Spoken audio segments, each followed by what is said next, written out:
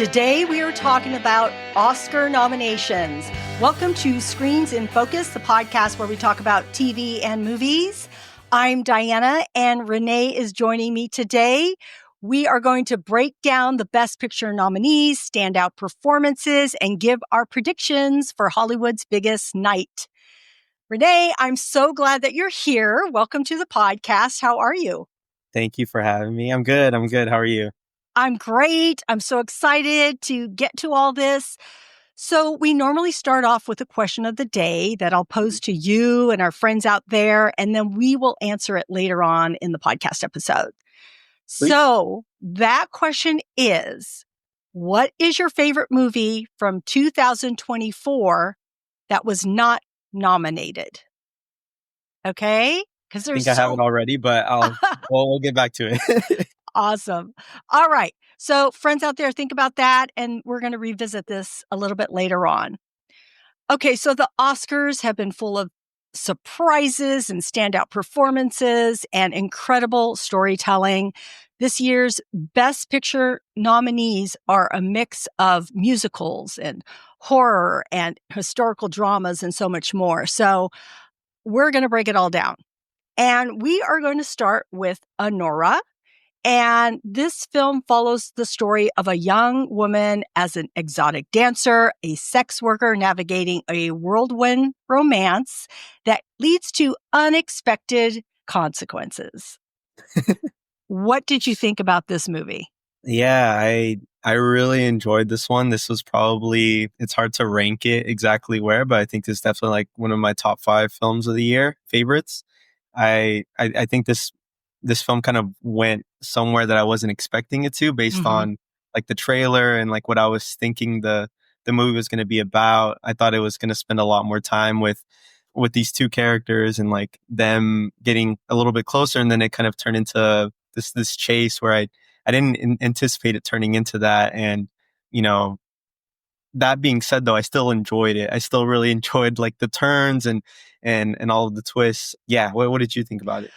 I just recently saw this one. This is one of the latest ones that I saw. And I wasn't sure I was going to get to watch it, but I'm so glad that I did.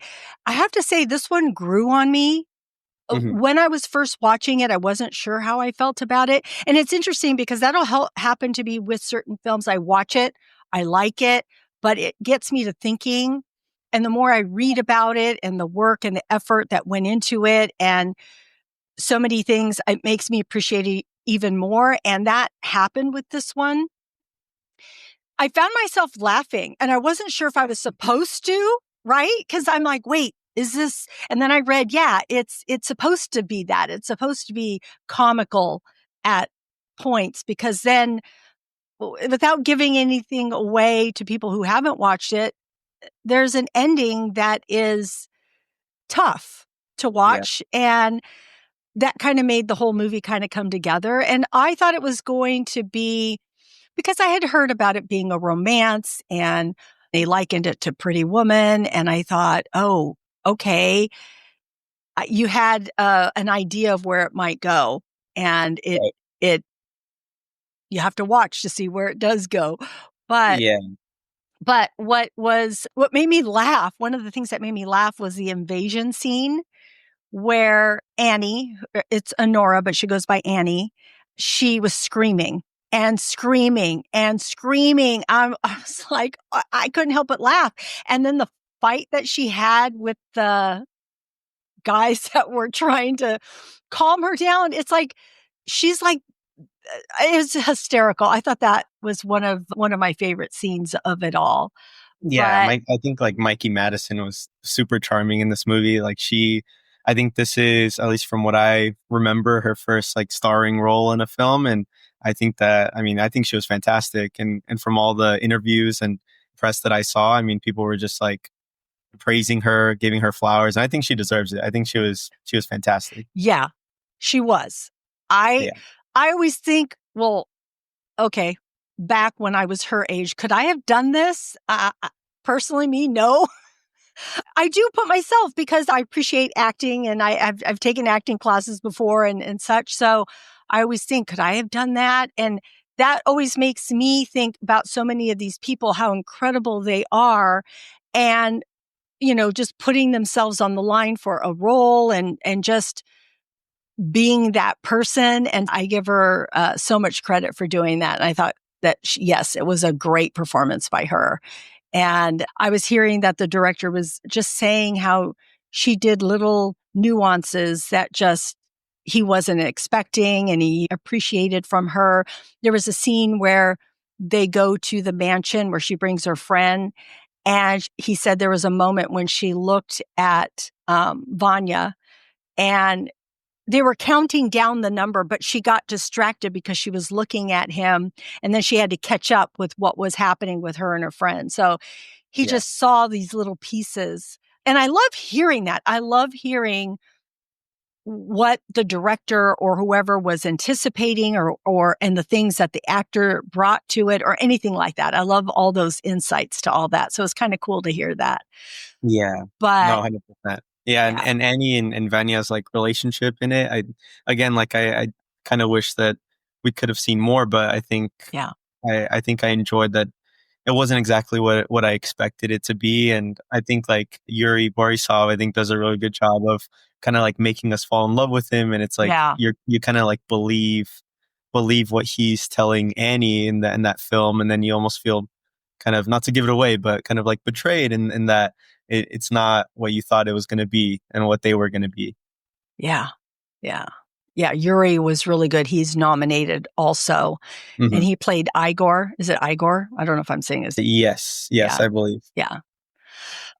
Good movie. So check it out. All right. So, I do want to mention that the director, Sean Baker, said this was inspired by a story from a friend about a Russian-American newlywed who was kidnapped for collateral. So I didn't know. I didn't know that. Yeah. So he's like, okay, I know this from a friend and I'm going to write this movie now. So I like that tidbit. All right. So the next movie is The Brutalist. So this is a sweeping historical drama starring Adrian Brody as a visionary architect escaping post-war Europe, trying to rebuild his life and career in America. All right. What did you think of this movie?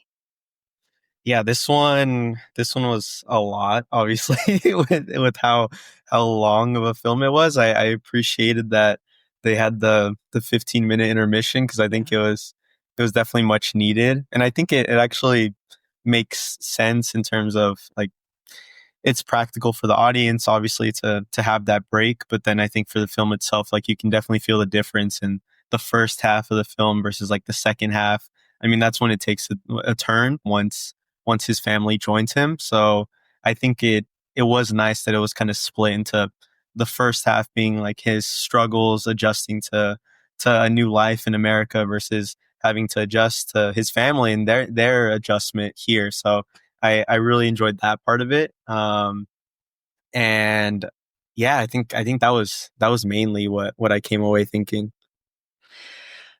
Yeah, this movie was long, 3.5 hours long for anyone who hasn't seen it yet. I knew going in that it was filmed using VistaVision, which is, I didn't know specifically about it. I just knew that it was. And then I read a little bit more about that and how it has a higher resolution for its images.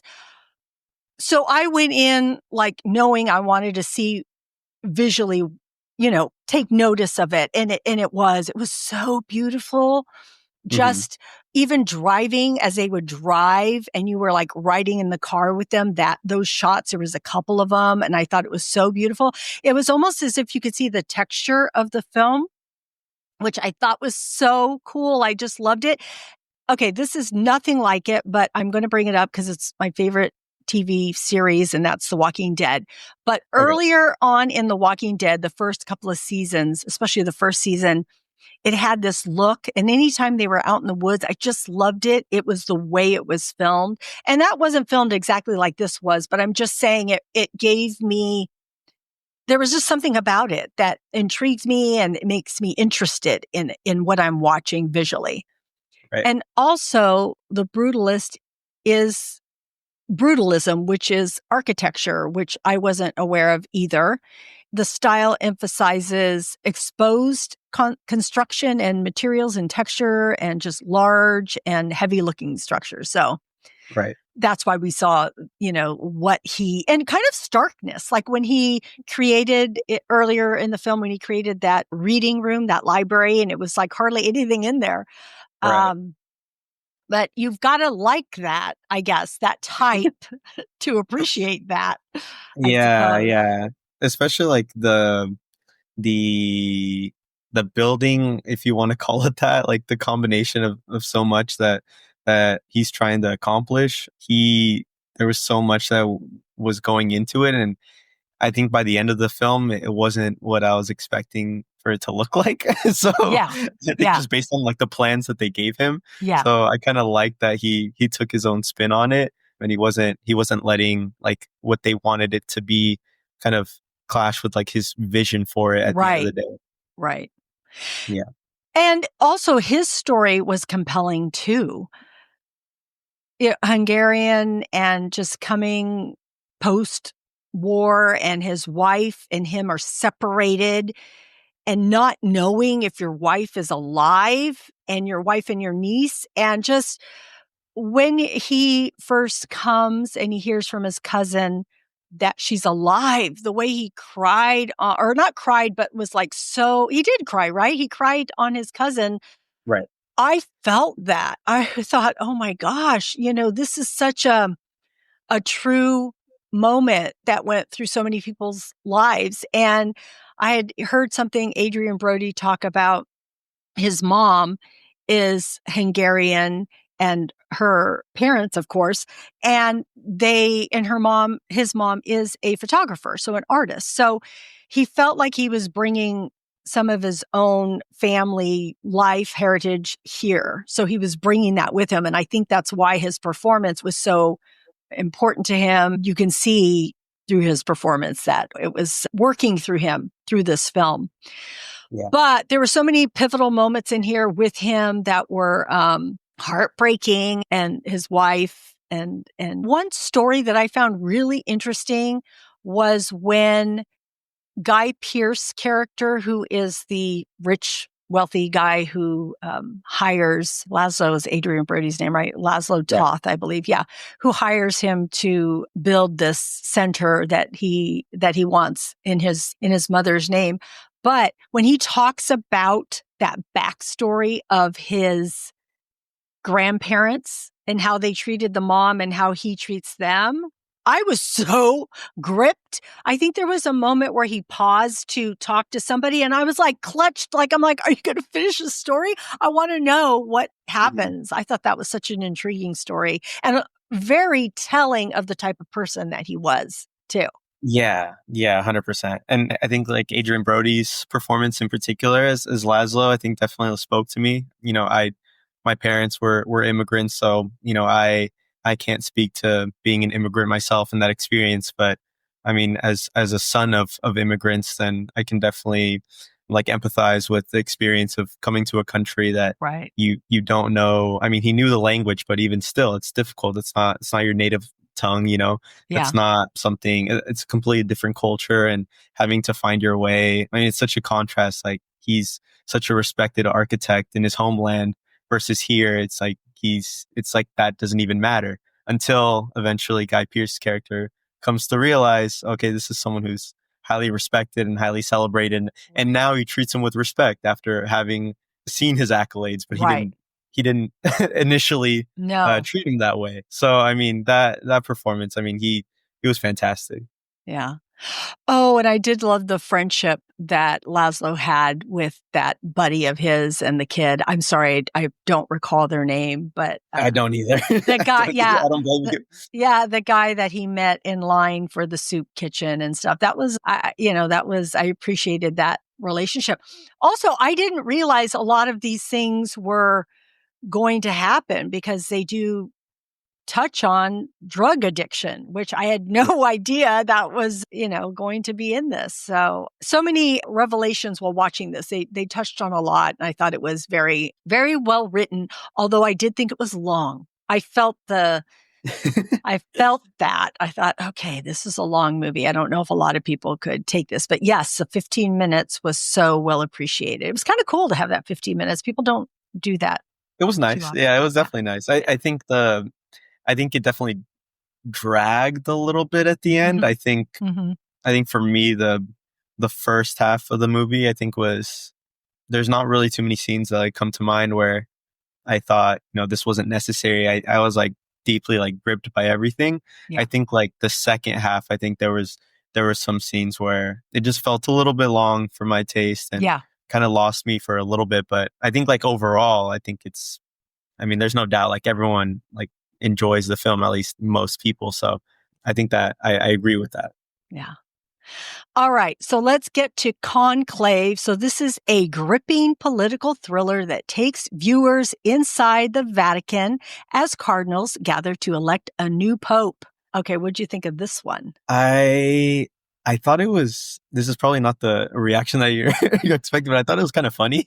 The fact that, No, I think I think it some is funny. people, yeah, I think people, I, yeah, I think that's an honest reaction. I think it was meant to be a bit comical, even though Yeah. it isn't, but it It's like a kind of serious topic, is. but I think Yeah. like the way they Yeah. handle it, the election of the papacy and all of these cardinals, they're all gossiping like teenagers, and the way Yeah. that they have like their cliques, and they're speaking about, look over here. They all sit with their fellow countrymen, and they're not, like you say, it's diversity, but people tend to steer towards like the people and the cultures that they know, and it's like I see that, and I mean, I don't blame them for that, but I think it's funny the way that they'll be talking behind the back of one character, and then the Yeah. next scene they're smiling in their face and greeting them as if like they weren't just completely talking shit about them a minute ago. So Yeah. I think it's funny. Yeah.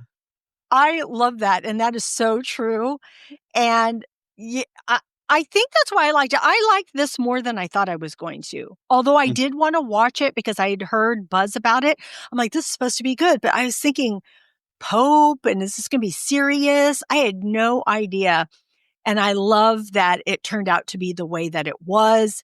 Without giving anything away, I loved the whole ending, how that all transpired and what ended up happening. I thought it was so good. I love that cardinal that is elected. I just liked even that actor, his being, the way he was, the way he spoke, his portrayal. I just thought it was really well done. Hmm. Ray Hmm. Fiennes was super good too. And I thought that the visuals were amazing. The colors, the hallways, I felt like I was back. I visited Italy, and I've been to the Sistine Chapels and the Vatican and all of that. And so it was so beautiful to see that again. And it felt like it was really giving people who haven't been there or people who have been there a visit back there. So I just thought that it was really beautifully done. The colors, how they were wearing red and the way it looked and the hallways and such. So it is beautifully done. And director, it's Edward Berger. I did want to mention his name. Oh, and the cinematographer was Stefan Fontaine for that. Gotcha. No, I really enjoyed, in particular, like the relationship between Ray Fiennes and Stanley Tucci's characters. Yeah, Like their relationship together. I think the casting was perfect. I mean, it's hard to imagine like who I would cast in a movie right. about this in particular, but it did seem like they did a really good job of that. So, I mean, kudos to them. Yeah, so much of the cast, Isabella Rossellini, because she's Hmm. nominated as supporting actress, and she's only in it a little bit, but man, her portion is so impactful. John Lithgow is in this too, so everybody is really good. It's a great movie, and I Hmm. would recommend it to people. Yeah, I'm glad that it made the list. Although I don't know that it's a front runner necessarily, but I do think it deserves its spot here. I think. Yeah, I totally agree. Yeah. All right. So Emilia Perez is next. And so this is a thought provoking crime drama, follows a lawyer who gets entangled in the world of a cartel leader undergoing a major transformation. You haven't Unfortunately, I seen didn't this catch one. this one. Yeah. Yes, Yeah. I didn't catch this one, which I'm kicking myself because I mean, as we were talking about, it's on Netflix. It's super accessible, but I've heard a lot about it, so I don't think I could speak to, obviously, like I haven't seen it firsthand, but from what I'm hearing from critics and from audiences, there is a lot of controversy around this film, and a lot of, what I'm seeing is, I mean, I think more you can speak to it, but what I've seen is that there is a little bit of hesitation or a little controversy behind the portrayal of the cultures and trans people as well. So I think there's two sensitive subjects that I think Right. people would have liked for it to be handled a little bit differently. So I'd love to hear about what you thought about it. Okay, I'm going to tell you, I didn't go in with, I saw this earlier on, and I didn't go in with those, knowing those particular things. And I didn't view it through that. Sometimes I just watch movies for what they're trying to tell me. Are they thought provoking? Was I gripped by it? Was I entertained by it? What was it? So I liked it when I saw it. I thought because it's a musical, and it, like you said, it deals with different subjects happening here. Let me just talk about the musical part for a second. I thought it was going to be like a musical, In the Heights, or I don't know, something, West Side Story, whatever it might be, right? Yeah. But it wasn't like that. It was just pieces of music, just to transition from one scene to another. So people weren't belting out big old songs. Okay. It wasn't like that. Sure, there were some songs, but it's not like a big song from a beginning to an end. Sometimes it was just people chanting a certain way, or they were singing in Spanish. But the musical part of it was, and a lot of people hated the music. They hated it. It was so I'm open to polarizing. musicals. Like, I'm open to it, but now I'm interested to see like what that exactly looks like. Yeah, so I was okay with the music. In fact, I appreciated that that wasn't full-length songs, because I didn't want to hear that. I just wanted to get to the meat of it. Okay, Zoe Saldana was so good in her role. She plays Rita, this lawyer who is helping Emilia, and I can't even say enough about her. It is such a well-deserved nomination for her, and the wins that she has received through other award shows. But the story is interesting, and I hate to give too much away, but you kind of have to give parts of it Yeah, go for away. it. Yeah, So why not? Yeah. all I want to say really was that, here we have a cartel guy who hires Rita to help him transition to Emilia, because he wants to leave being a cartel and wants to be a woman, lead a life as a woman. Selena Gomez plays his wife, who has 2 children. He needs to get out of this, being a cartel leader, and now being, living the life of a woman, which he wants to do. But once he does that, he misses his family. And I'm not going to tell you any more about that, but Yeah. that's the gist of what is happening here. So I was wondering, how is she going to live her life without her family that she loved? And that was the interesting part to me. And that was the part that kept me wondering how this was going to move forward. How was this going to end? What are we going to see? How is this going to happen? And it's very dramatic, a lot of things that happen. And I felt a lot of tension. Emilia, because we know she was a cartel boss. And how are you going to handle things? Because being Yeah. a cartel boss, you kill people. So, yeah. So all that other stuff wasn't playing into me watching it. So hmm I liked it. I don't know about the 13 nominations it received. I wouldn't say it's the top movie, Yeah. So Yeah. that That's is surprising. my, No, it is. I yeah. mean, it's for me to say that it's surprising to hear that it's gotten 13 nominations without having seen it yet. I mean, I I mean, it is surprising, like from all the movies that I have seen this year, Yeah. and the fact that this is the one that's kind of risen above the top. And from what I've heard from other people as well, they're just as surprised that this is the one that's kind of risen above the top from all the rest in the field. Especially like the more I've read about the film as well. I mean, I hearing that this is a French director. There's Right. no Jacques Audiard. actress. Yeah, right. Sorry. And Yeah. there's no lead Mexican actors or actresses. I mean, Selena Gomez, and then I read something about it that there's only like a handful of scenes that are shot in Mexico, even though it's portrayed to be in Mexico. So I think that's where the controversy is like coming from, where maybe, it's not as authentic as people want it to be. And I think maybe Right. that's what held it back from being what people wanted it to be, or like would hope it would be. And I could totally understand that, because I don't think that that's to say that a French director can't authentically like portray Mexico, and its culture. But I think from what I'm hearing, it's maybe a little bit of a miss. And also, he only speaks French. So he doesn't speak English or Spanish. I did read that he didn't do a lot of research on some of the things that were portrayed in the film, which I thought was interesting.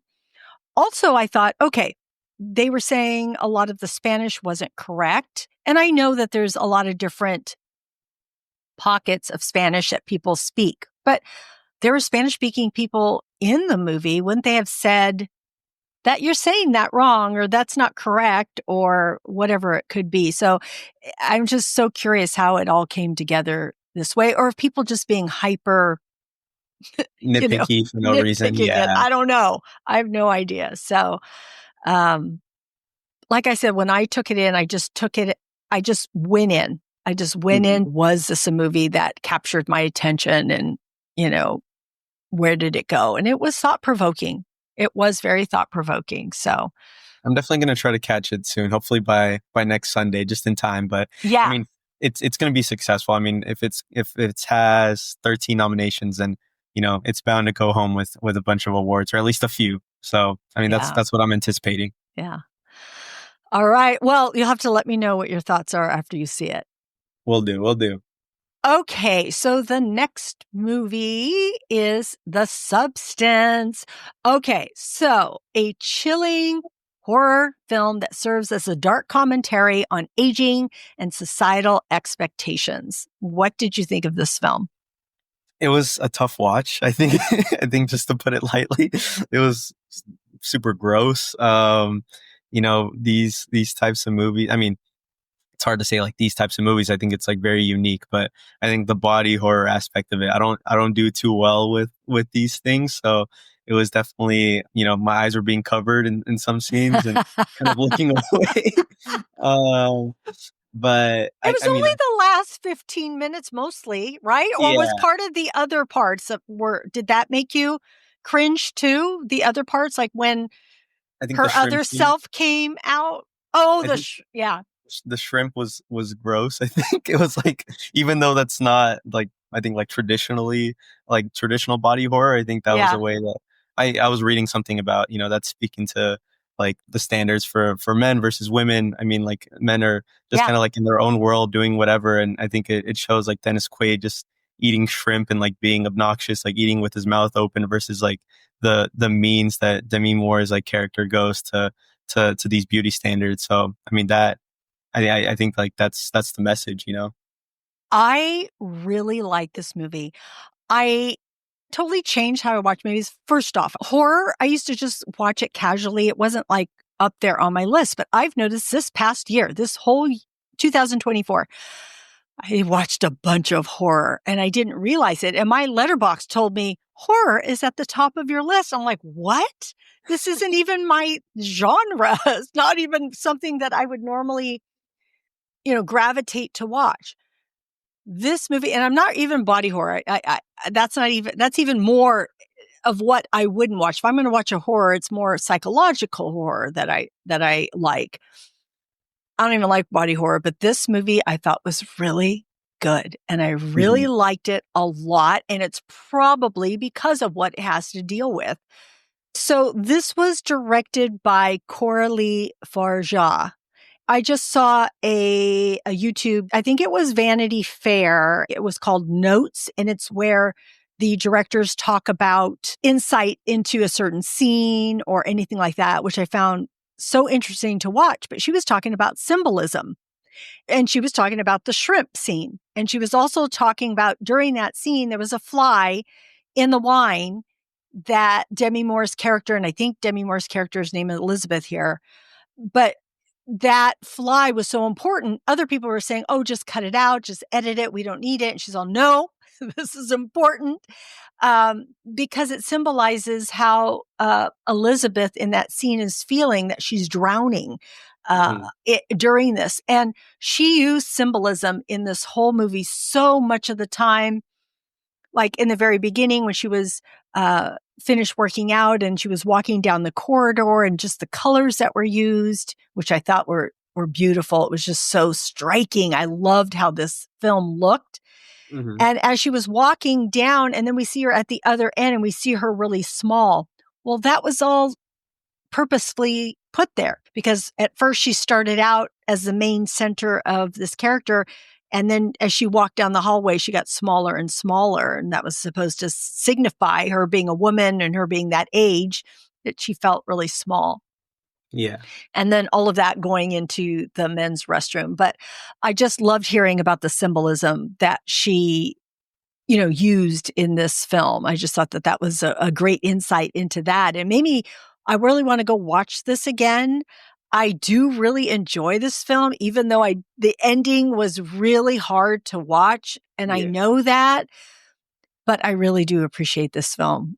There's so much about it that was just so well done. So I did. And I think the message was really, I appreciate that it's, speaking to like the extreme like measures that in terms of like that women try to get in terms of like the beauty standards that are set for them and going to these extremes. Obviously, like this is like a fictional version of that, but I think, the means that people will go to in order to like to fit in or in order to like to reach these like traditional beauty standards, I think I appreciate the message. Yeah. And that scene where she was going on that date with that guy, her preparation for that was so realistic and heartbreaking at the same time. Mm-hmm. And it was just really well done. I really do like this movie a lot. It's even though it's horror and even though it's body horror, I'm a fan of this movie. And I am so glad that horror was nominated because it is hardly ever recognized in any award shows. So the fact that there might have been another horror movie at some point in the past, but it's not very many. So I was few and far between, for sure. And it was very surprising, and I was happily surprised to see it there. So I think it deserves its shine. I think like definitely in the past few years, I think like horror is it's going through kind of a renaissance. I think I think the horror genre I think was kind of lost for a while there, and I think that these movies are coming back, and I think are being a lot gaining in popularity. I think especially in terms of like the Blumhouse production of it all and all the movies that they make, I think that definitely contributes to it. And I know I've been going to watch a lot more horror, and I wasn't even a fan of horror growing up. Right. Yeah. I think there's so much more out there that I definitely find myself, like you said earlier, going to watch a lot more horror movies these days. Yeah. And you see so many big actors joining in on horror. There's so many that Hugh Grant in Heretic. Yeah. And there's just so many more. Okay. So the next one is Wicked. And so this was the highly anticipated musical adaptation of the Broadway sensation, bringing the story of Elphaba and Glinda to life with stunning visuals and beloved songs. What did you think of Wicked? I had a lot of fun with this one. This one was, I know, one that people were really excited about, especially people that have watched like the Broadway show.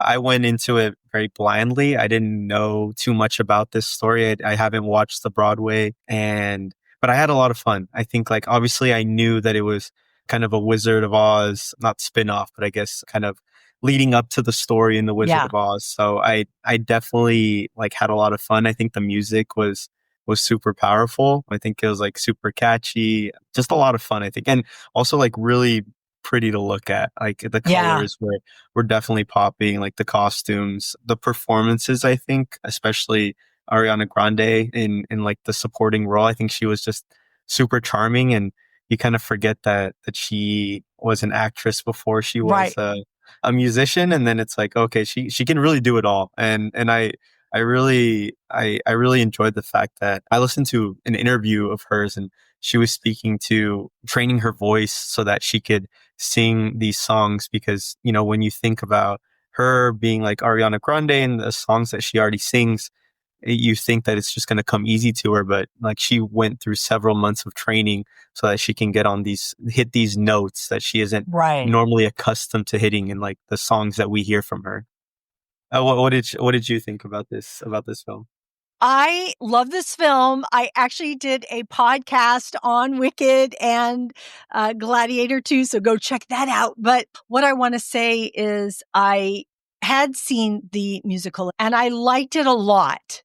But this movie made me love it so much more because I think I was able to see the expressions and the expressiveness of Cynthia Erivo as Elphaba, her eyes, both of them, just everything. Because when you're watching from a stage, I mean, it is beautifully done. The stage production is beautiful also, and you feel for it and such, but there's just something about film and just that, that really close up shot, and you can see their reactions and what they're feeling. And so for that part, I really loved the movie a lot. Also the production. Yeah.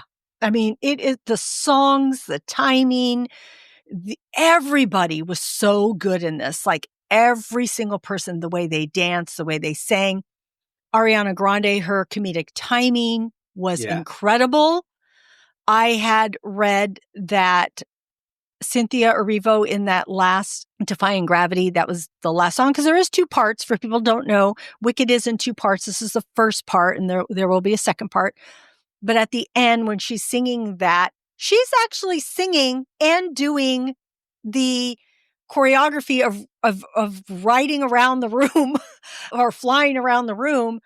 How do you sing? Yeah. How do you sing and do this physical action as you're doing it? And that's not an easy physical action. You're flying around. So that was incredible. Just that whole relationship. And I just thought it was so well done. Again, as I was watching that Vanity Fair on Notes, I also saw one with John M. Chu, who directed this. And they were talking about, he was with I believe the director of photography on this, about the dancing through life scene and that tornado wheel and how incredibly difficult it was to shoot that. And they gave so much props to Jonathan Bailey in this because they said he hit his mark every time. He sang so well, he danced, he just performed his butt off, and there was just so much that had to come together perfectly to, for this to come to life. It was just merging of the lighting and the actors and just so many things. And so I hearing that, I got excited again. I'm like, oh, I want to go watch Wicked again. So I believe it's streaming, but I think you still have to pay for it. So I don't think it's streaming. I want to say, I don't know that it's on. Yeah, I'm not sure like what streaming platforms on. You might have to pay to rent, but I mean, this is one that I would definitely watch again. And I think it's definitely it's not a short movie. It's a long movie, but that's true. It's a lot of fun too. So you don't really feel, at least I didn't. No, I didn't either. Yeah, it just kind of like flies by in that way. And I think that's kind of that's how you know it's a good movie, when you're not waiting for it to end and like you're having a lot of fun with it. Yeah, exactly. So I'm waiting for that one to come, and part 2. I'm waiting for that one to come so I can watch it again and then prep for part 2. All right. So let's get to Dune part 2, this epic continuation of Denis Villeneuve. I think it's Villeneuve. I'll trust you on this one. I just hear it as Denis Villeneuve. But well, I thought it was Villeneuve too. That's what I would have said, but I think it's Villeneuve, I think. Somebody correct. Yeah. Anyway, his sci-fi masterpiece on Paul Atreides' journey in the world of Arrakis with breathtaking visuals and intense storytelling. What did you think of Dune Part 2? I think this was probably the funnest I had at the movies, I think, this past year. I think it was just like scene after scene of just like it. Yeah, I can't speak enough about how much fun I had at this one. I think that there were so many scenes that like I came away thinking of in terms of, him riding the sandworm, in terms of like his speech in front of everyone. I think there was just so much to take away from it. I think it, like the first Dune, especially it was so much world building and so much like setup for this part two. It definitely like pays off. And I think Timothée Chalamet was, I don't know, he was fantastic in it. And I think like we'll talk more about it, I'm sure, when we get to his nomination. But yeah, he did amazing in this film, and I loved it. Well, what did you think? I loved it too. I was really excited to see it. I'd seen the first one. I really, really liked the first one. I really loved the second one. To me, I don't know, it was just so much about it that, and I think it was the whole riding the sandworm thing that kind of was just so cool. And Zendaya being more in it than she was the first one. So, and their interaction. And Timothée Chalamet, I'm a fan of his. I've been a fan of his for a while now. And wow, he's having an extraordinary year after year, actually.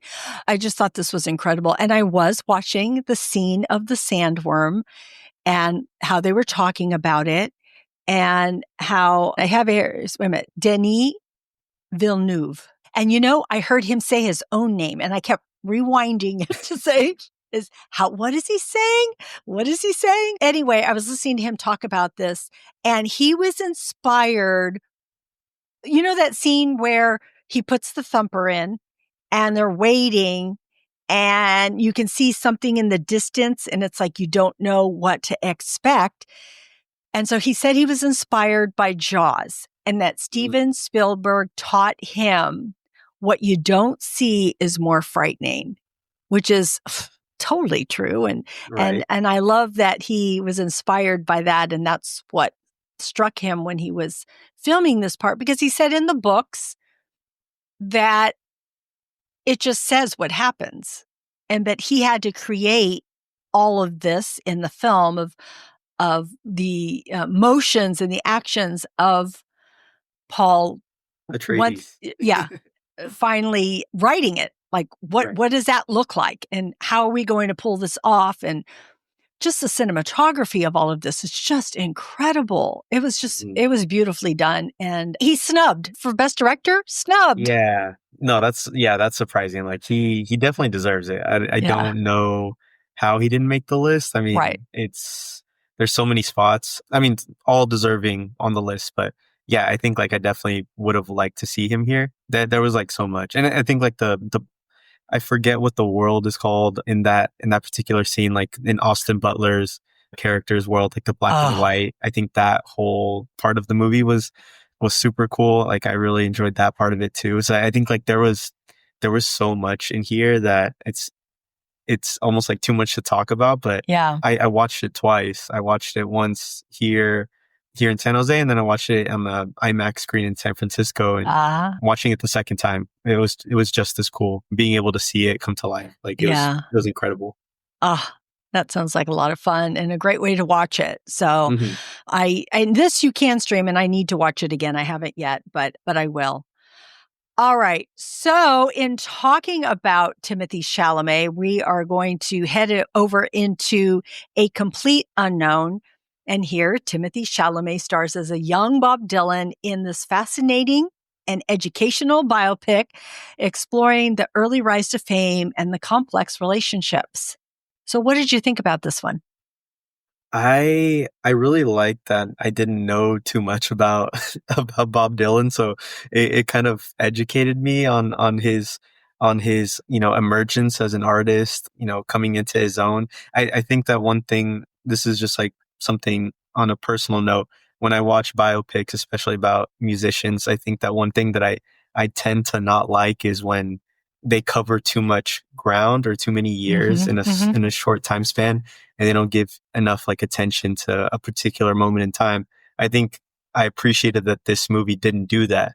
I like that it's very contained from his emergence to like a specific part in his stardom. And that I think was really smart because, you know, the movies that I'm speaking to, Elvis comes to mind. I think A Bohemian Rhapsody, I think comes to mind. And I like those movies. I really do. But I think this one, I think if I had to say, I think this one is better than those films just because I like what it did. And all of the music as well. There was a lot of music here, which sounds a little silly of me to say because obviously it's a musical biopic, but I think like more than usual musical biopics, there was always a performance going, and I think Timothée Chalamet, I think he did really well in terms of not trying to imitate Bob Dylan, but you know, it's still his voice, it's still Timothée Chalamet's voice, but he just kind of carries like the little nuances of Bob Dylan's voice. He's not trying to imitate him, just kind of tastefully like recreate him, and I really like that he did that. But yeah, what did you think? Oh my gosh, you said that so well, and I couldn't agree with you more. I had said the same thing about taking that portion, it was the early 60s of his life, and not like the whole time span of him being around. And to be perfectly honest, back in the day, or when I was younger, I knew Bob Dylan, and I wasn't a huge fan of his. And I don't mean that I didn't like his songs or anything. I just didn't. They weren't in my realm. I heard them. I knew some of them, but I didn't know a lot of them. And so I was very intrigued and wanted to see this film. Plus, Timothée Chalamet was in it. So why wouldn't I go watch it? He's in it.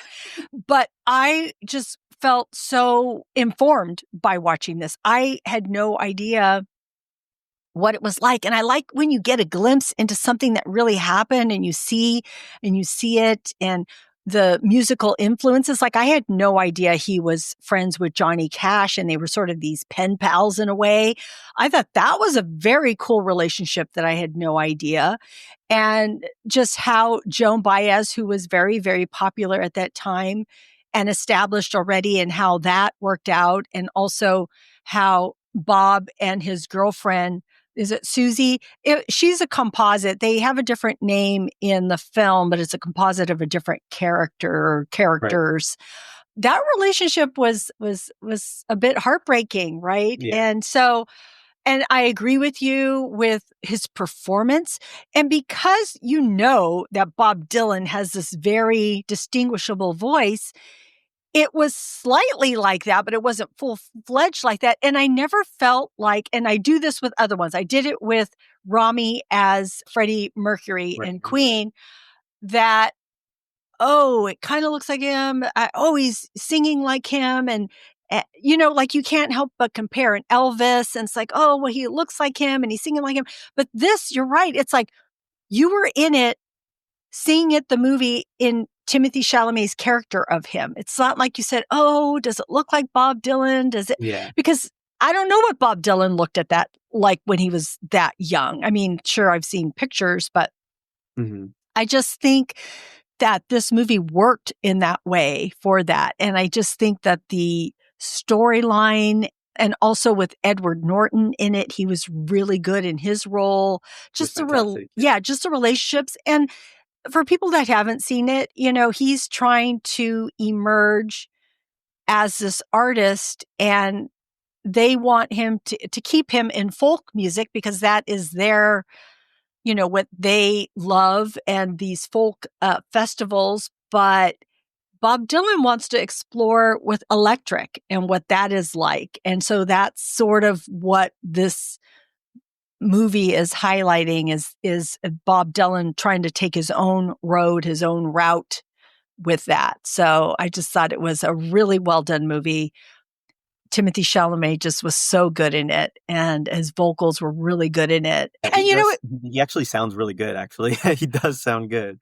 You know what's interesting? He sounds really good, but he doesn't sound like perfection. It's not like his voice is incredible. Oh my gosh. No, it's just, it feels real. Like authentic, especially for that time. So I just appreciated it so much. Side note, did you see Wonka? I did. Yeah. I liked What it. did you think? I loved it. I loved it. I thought it was great. And No, so he I sings liked in it that too. too. So there you go. All right. And I just wanted to quickly mention the director's name, and it's James Mangold. So really well done.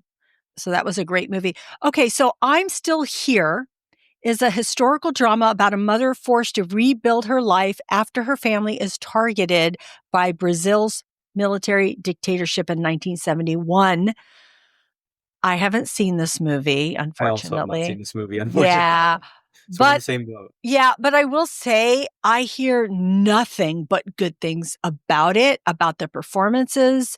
I have two friends that I know that have watched it and really both enjoyed the movie. Mhm. So I can't wait until it streams where I can see it. I'm excited to see it, but Yeah. true story. Is there anything you want to say about it, or? No, yeah, I mean, similar to you, I've heard nothing but good things. Want to watch it. It wasn't one that was on my radar, so I think when I saw the 10 movies nominated for this, it was kind of a surprise. I think it was one that I wasn't anticipating seeing, but I mean, that being said, like I definitely will be watching it now. Yeah. It is a foreign film. So just so people are aware of that. Oh, and then the next one is The Nickel Boy. So this is a powerful drama, chronicles the deep friendship between two young Black teenagers navigating the harrowing realities of Florida Reform School. I have not seen this one either, unfortunately. Mhm. Same, unfortunately. And a friend of mine did see this, and she enjoyed the film a lot. The only thing she had to get used to was the way it was filmed was almost through that person's eyes, meaning when they would talk to someone, you would see that other person. But you know how sometimes it cuts back to the person talking? Well, it wouldn't do that because you're Right. seeing it through that person's eyes. So Mm. that's the one thing that you would need to know going into this film. But I know that a lot of people, critics out there, really love this film. And I do believe that it is coming out, I believe, on Hulu the weekend of the weekend of the Oscars. So people will be able to catch it if they want to beforehand. Sweet. Okay, cool. Yeah, I'll take your word for it. I'm gonna check it out. Hopefully they'll have it. Yeah. All right. So we've just reviewed some really awesome, great films. And I would love to know, what three would you recommend to a friend? Yeah, it's tough to pick just because there's so many. I think I'm gonna go with the first one I'd start off with is definitely Dune Part Two. It's not it's not gonna win Best Picture by any means. I don't think it's going to win, but this is just like for my personal taste. I had a lot of fun with it. I think like for a franchise film, Yeah. I think it was like very well done, and I'm looking forward to Dune Messiah. I saw that they're gonna start filming this summer actually, so hopefully we don't have to wait too long until the next one. But yeah, this is definitely one that I think people will have a lot of fun with. Hopefully they will have watched the first Dune, or otherwise they're not Yeah. going to understand what is going on. Second one, I think I would have to go with A Complete Unknown as well. I think for me, especially like my generation, I don't think we know a lot about Bob Dylan. I think like when I talk to my friends about watching that movie, oh, do you know anything about Bob Dylan's music? They're like, no, not really. I think my dad likes that music, so it's not Yeah. really like our generation's music, but Yeah. I enjoyed learning about him through this movie. So and I started to listen to his music through it. So Yeah. I really appreciated that part of it. And I think the last one, it was a toss up between The Brutalist and Anora. I think I just go with Anora. I think like I really enjoyed this one. Again, like I like that it didn't go the way that I was thinking it was gonna go, but I had a lot of fun with it. I think like the leads were like super charming, and the Brutalist, like for me to leave it out of the top 3, I think that could be kind of controversial because I definitely enjoyed this movie. It's just your recommendations for a friend. Yeah. Well, yeah, exactly. And that's the thing. I think that like plays into it because I don't know that like which friend? Which friend am I recommending it to? Right? I don't think that like a normal moviegoer would want to watch this movie just because it's so long. Yeah. Yeah. Yeah, exactly. So what are your top 3? Mine is hard. So I love your top 3. I think that is so amazing. And I love the ones that you pick. And I have a hard time too, because again, who are you recommending these to? Mm-hmm. So when thinking about which 3 I'm going to recommend, I'm just trying to go to the masses here. I'm not going to the people who are cinephiles because that's what the Oscar part is for, I think. So if I was just going to recommend a movie, I would say for me, it would be Dune Part 2 because it's epic.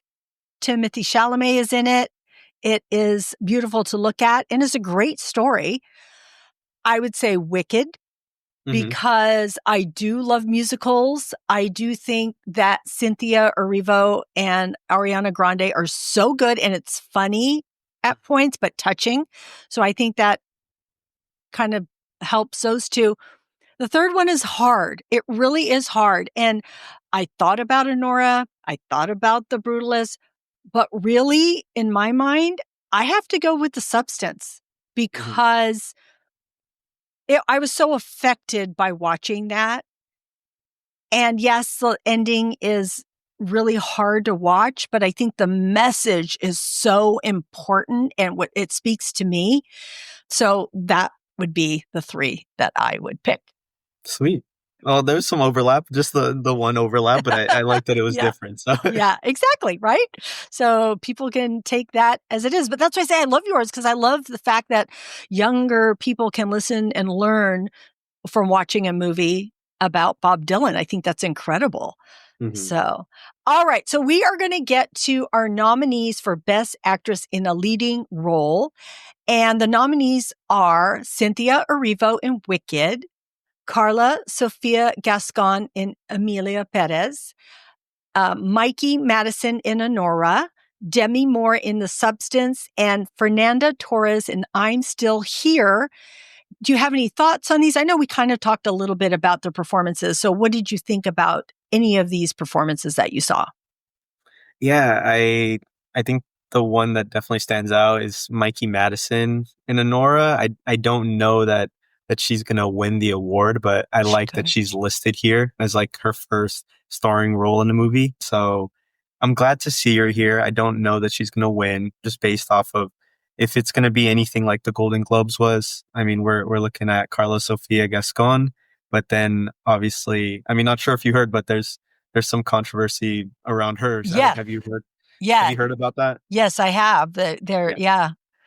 And I think that like that kind of affects the race. It does. As much as you wouldn't want any like outside noise to affect like what the movie is, that it does play into it. So now what I will say is I think that Demi Moore is going to walk away with the award. I think that she definitely deserves it. I'd be happy to see her win it. But yeah, all very deserving. This is hard because everybody gave great performances. It's funny, but Cynthia Erivo in Wicked was amazing, like incredible. And no one is really talking about it because of some of the other performances. So Carla, yes, she was, you have to watch it to see her performance, but yeah, she's playing 2 different roles here. That's saying a lot, right? Being able to portray that and just her performance as Emilia and what she's going through. And I told you that tension that I was feeling about like, is she going to react a certain way? What's going to happen? So that's really interesting. But I really think that is not going to work in her favor with what is currently happening. Yeah. Mikey Madison. Been picked up and all that. Yeah. Yeah. And Mikey Madison, now that I've seen this, now I know what everybody's talking about because I hadn't seen it until just recently. Wow, that portrayal is amazing. And she's been picking up some awards at some of the latest award shows. And they say those are kind of precursor to what's going to happen. So I think she is. Maybe dark horse. I think she's a contender. I think Yeah. she's a contender. I really do. I think that, me looking at this, and I know we're going to get to our picks in just a second, but maybe I'll wait to say it then. But Demi Moore, I just think she's flat out amazing in this. And she's been acting for a long time. I've loved her in everything, but I've never seen her like this. And I'm so glad that she got this role. She felt down and out about all her acting experiences and people telling her she was a popcorn actress, meaning that, people just want to see you and this and that. You're really not like leading actress award winning. And it's like, okay, no, I'm going to show you I can be, with this role. And also there were so many times that she didn't speak. She was just reacting, and to not have lines, which a lot of this was no lines. It's easier to hide behind lines and to get your feeling out through lines. But when you don't have that and you can still convey what you're feeling, that is extraordinary. And that is why I think this performance is so good.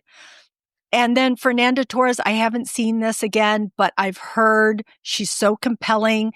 She is trying to find her husband who's been kidnapped and missing, and she becomes an activist because of it. And it's not because she is an activist, it's because she wants to get to the truth. And I hear her performance is just amazing. So I look forward to seeing that one.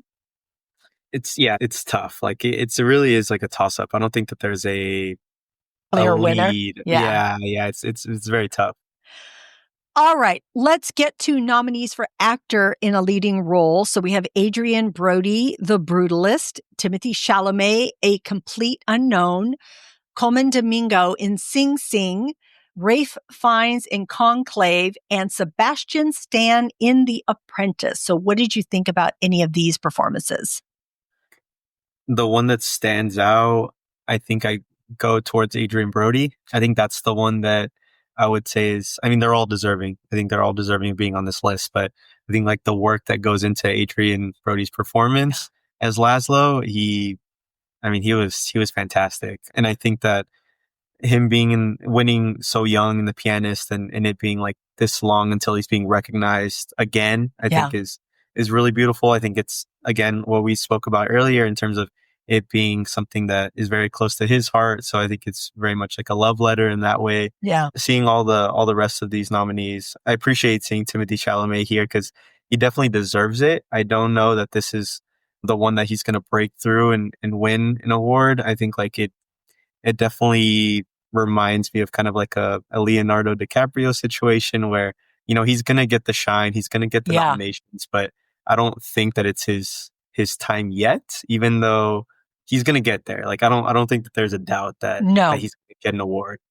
It's only a matter of time, but I'm happy to see him here. And the other call out, I think Sebastian Stan is, his portrayal of Donald Trump, I think was it was pretty accurate. Like the nuances, his dialogue, his movements, like everything. Like I think he definitely like hit it on the head. So yeah, I think those are the big call outs for me. But yeah, what did you think? I didn't see that film. So you saw that film. Yeah. Okay, yeah, cool.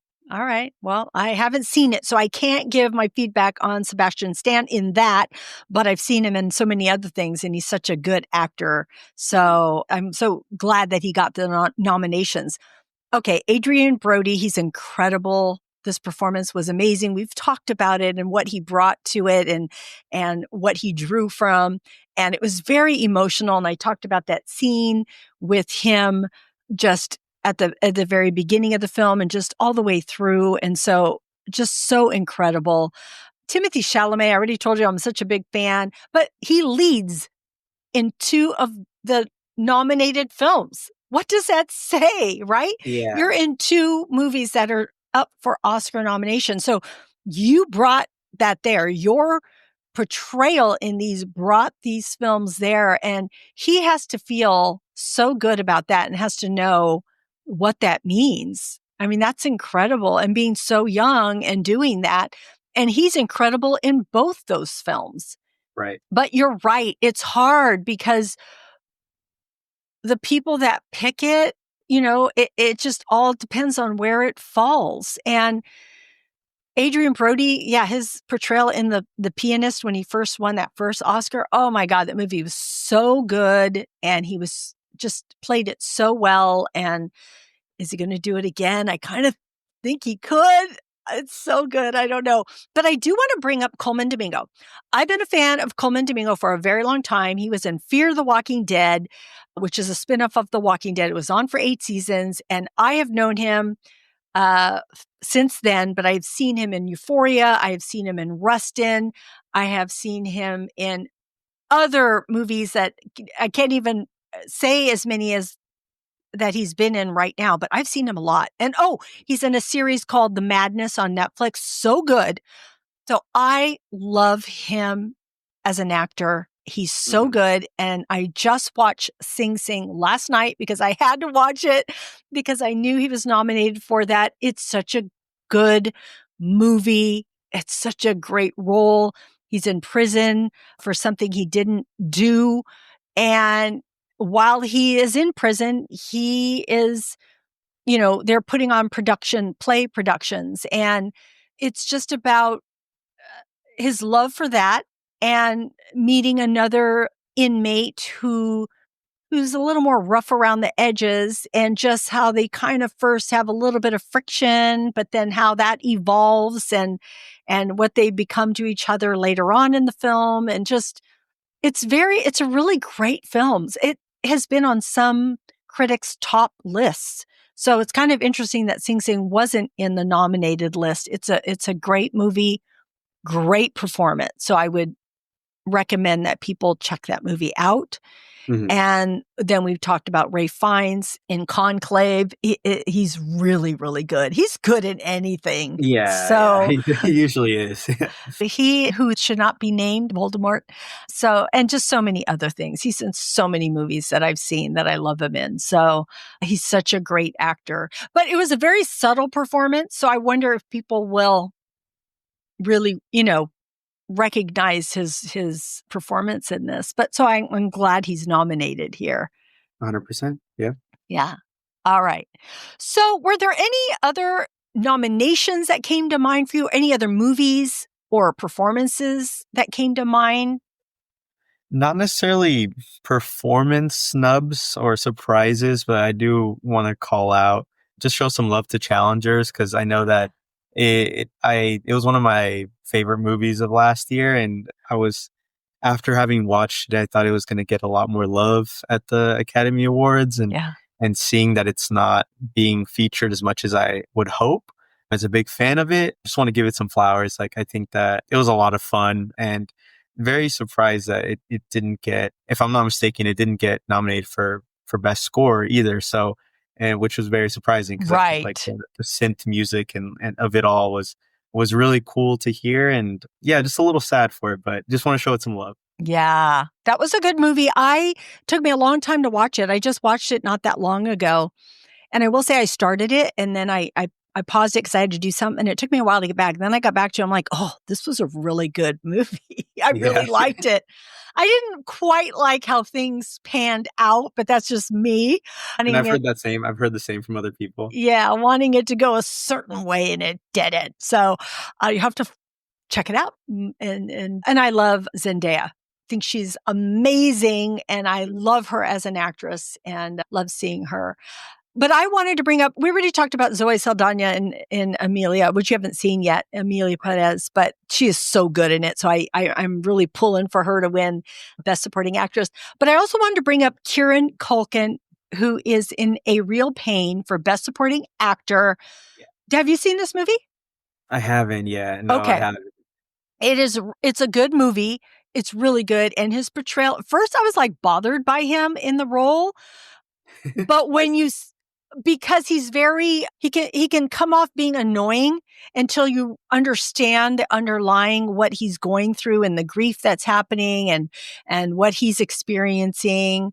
And then, because don't want to give anything away, but just his journey of where he is and what he's maybe hiding, or, where, you don't realize certain things until it comes to the end. And then you're like, oh man, that hurts a little. So his portrayal is really, really good. You know, he was annoying in Succession, right? So he Yeah, what kind of I had, hear is like he's yeah, just kind of like very much like Kieran Culkin. Like he's very much like the characters that he's portrayed is very similar to this. I mean, I haven't watched it yet, but that's yeah, kind of what I'm hearing. And if I'm not mistaken, he is like the front runner for this award. yeah. Yeah, that's what I hear too. And that's why I wanted to bring him up because I think you might win this one. Right, right. And the only snub I want to bring is I was a fan of Gladiator 2 and Denzel, and he wasn't nominated. So I'm like, oh man, I love Denzel and all his roles. So, and then we also already talked about Denis. Sorry, I'm Yeah, never let's do going to that. say Yeah. his name right. Anyway, for Dune Part 2. And there were so many others, but I haven't watched them all, but I just felt like I wanted to watch Nicole Kidman in Baby Girl, and I haven't seen it yet, but I'm thinking, oh, I'm sure she probably deserves some recognition. And I haven't, Yeah. I I've haven't, watched that one. I've watched that one. you I'm glad you brought did? that up. Yeah, yeah, I did watch that one. Yeah. And she was great. Like it was an interesting film. I don't know that it was like one of my favorites, but I think like her performance in it, I think she was definitely deserving and yeah, definitely a snub. So I'm glad you called that out. Ah, good. Well, that's good to know. And also, I wanted to watch, and I haven't seen this yet either, Showgirls, The Last Showgirl with Pamela Anderson. Mm. In fact, Michelle and I were supposed to go see this, but it wasn't playing like anywhere when we wanted to go see it. Wasn't playing anywhere. It was like far away. I'm like, what's up with this? It's not even like in the theaters close by. So we never went to go see it. So I think it'll be streaming soon. So I can't wait to watch that. All right. So I want to get to our picks, Rene. We're going to give our best lead actress, our best lead actor, and our best picture. So best lead actress. What is your prediction? I want to say, and I think I might have called it out prematurely, but I think I'm gonna go with Demi Moore for The Substance. I think that's the one that I'm hoping to see, the one that I'd like to see. Given like the momentum of the movie, I think it's picking up. So I think I think I'm gonna go with that. I could be completely wrong, but I'm gonna go with her. Well, I am going to go with Demi Moore because I think she deserves it. And I really hope she wins. I think Mikey Madison is the second person that I think could upset that win. Right, right. That's what I think. So I don't know. And I also saw Fernanda Torres win at one, so I don't know. It's so hard, but I'm hoping Demi Moore wins. That's what I am saying as my prediction. Okay. Best lead actor. I think I'm gonna go with Adrian Brody. I think that's the clear pick, at least in my eyes. I think again, like all deserving actors on this list, but yeah, given his performance and like how much he put into it, I think that's the pick. And if the Golden Globes again, like if it follows Indicator. suit, then I think Yeah. yeah, if it's any indication about where it's gonna go, which sometimes it is, sometimes it isn't. I think as of late it is. So that's what I think we'll be seeing. I also say Adrian Brody, his performance was just simply amazing and just so gripping and emotional. And yeah, I really think he's going to win. If he doesn't, secretly, I'm always pulling for Timothée Chalamet. So I'll say that. I Okay. wouldn't be mad at it. I wouldn't be mad at that. Yeah. Yeah. And then for best picture, this one is hard. So I don't even know. I don't know what I'm going to pick. What are you going to pick? Yeah, it's tough. Yeah, because I mean, I hate to pick without having watched all of these. If I had to go based on like the momentum of the movies and the fact that it's gotten so many nominations, I'm leaning towards Emilia Perez just based on what's been happening. But I think the Brutalist could walk away with this award. It's difficult because like I don't think that there's a clear winner in this one. I think like last year it was very clearly Oppenheimer, at least like leading up to it, and I think that was like the clear winner. With this one, could go any which way, so that's tough. But I think I'm gonna go Amelia Perez. What do you think? I am going to say Anora. I don't know why. That's just me going with what I'm feeling. I think it's getting some momentum. And I think it's different. And I think people like it, are really actually gravitating toward it. I kind of felt like The Brutalist could win because it is an Oscar movie, right? So if The Brutalist win, I will not be surprised at all. I'm saying Anora because I'm trying to be a little bit surprising, right? Of what people, yeah. The Brutalist feels like it should win because it just checks all these boxes, and it would be great. And I would be like, yep, I could see that win. I was just trying to be different. And so that's why I'm picking Anora, because it just might switch there. And deep down, way down inside me, do I want the substance to win? Of course. Just because it's shocking. You know what's funny?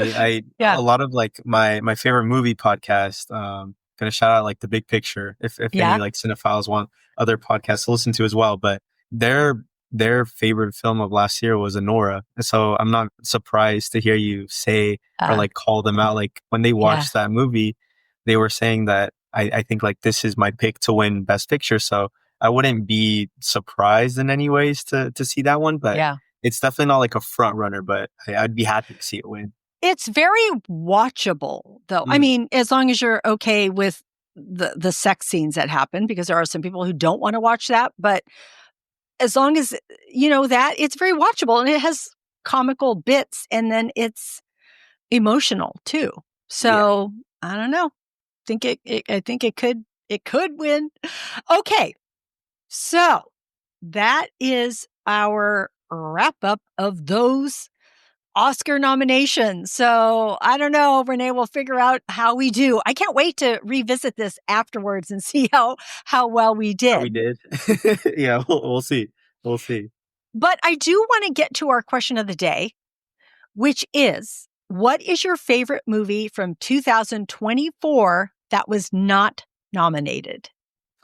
I called it out already, and I'm happy to give it its flowers again. I'm gonna say Challengers. Like I think Challengers is the clear pick. It's definitely one that like speaks to like my interests. I mean, I played tennis growing up, so I played tennis like every now and then. I had a group of friends that we would, not recently, but around the time the movie came out, we were going to play tennis like once every week, and you know, when we planned to watch it together, we went to play tennis and then we went straight to the movies to watch it. So that was like a really fun day.